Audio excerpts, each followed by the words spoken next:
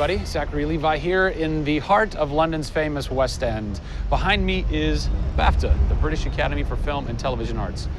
Why are we here? Excellent question. For starters, Tomb Raider, the series, has garnered a lot of love and accolade from BAFTA over the years. Some of the key players on Crystal's dev team are BAFTA LA members. And to top it all off, legendary video game composer Jason Graves is a BAFTA winner. We're going to catch up with him in just a bit, but first, a little trip to Raleigh, North Carolina, where we go behind the scenes at Jason's recording studio. These are the final hours of Tomb Raider.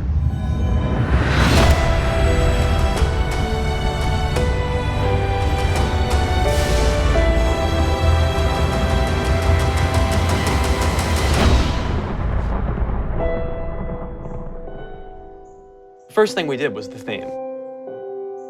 There have been many composers in the games or the films, but they've always used the original theme. They said, we want to start with a clean slate, new theme. I did it on piano, very simple. I was really scared just to send it because I'm like, I don't know, I think this really works, I think I like it. We ended up taking that exact theme. The first demo I sent was on the first trailer. That exact same arrangement.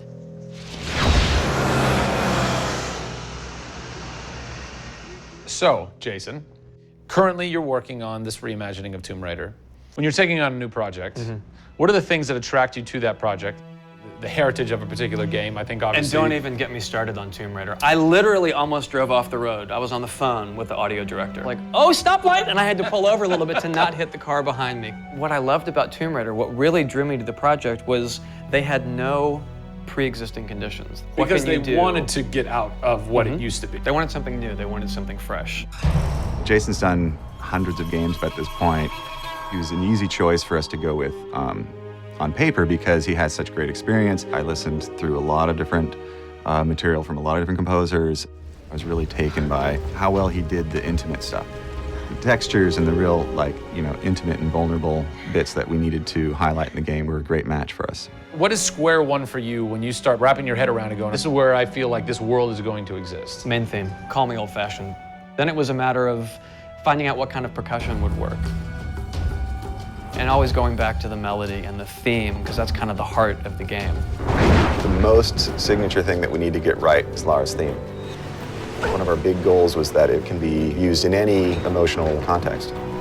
What does it sound like? High action.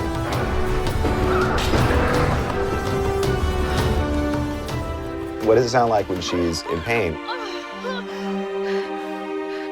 For music, the gameplay and the concept art, especially with the scavengers and kind of the shanty town, corrugated metal, how everything's kind of this amalgam of different stuff that they found on the island. It's like, that's what I want the music to sound like.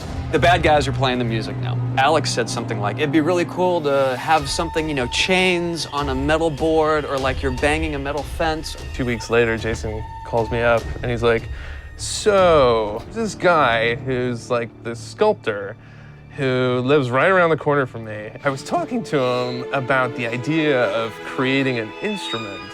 And I'm like, that sounds completely insane. We have to do that.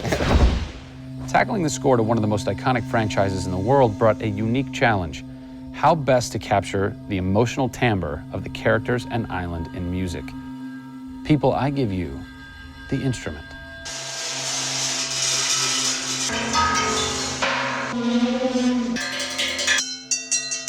The instrument.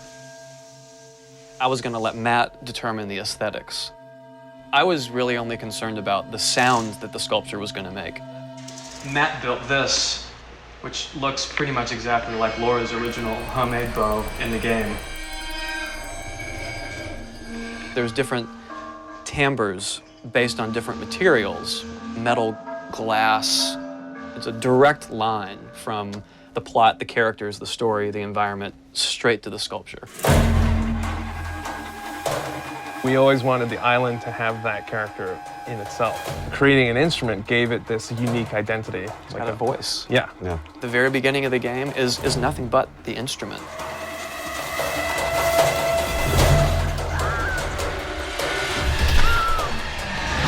Who do you look at in video games or in film that you go, what they've done has shaped who I am and what I do for a living?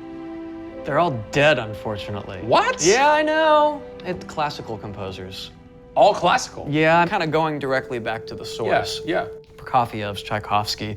Even for some of the scary stuff, you've got Penderecki, who's a Polish composer. Actually, he's still alive. It kind of goes back to ballets or opera, which is kind of the precursor to film and video games. You know, they were telling a story. Yeah. And that's what I love about that music. It tells a story. Even if you don't know the plot, you can listen to it. And film music's the same way.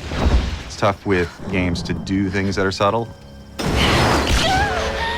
You want to make Lara relatable, make her realistic. Got another one. She went down over there. Tell her story from the beginning and show how she became the superhero she becomes. One of the first things that I ask any developer is the emotion. Because to me, that's the biggest thing that music can do in a tenth of a second. The music just, it nails the emotion. Wow, that was amazing, huh? I personally don't think I've ever sounded so good in an interview before. Although Jason, Jack, and Alex are audio savants, so that would make perfect sense. I cannot wait to jump into this game, not just for the amazing action, but the emotion and mood and tone that they're going to set with their incredible skill. Tune in next time for a special secret announcement that is going to change the way you play Tomb Raider forever. See you soon.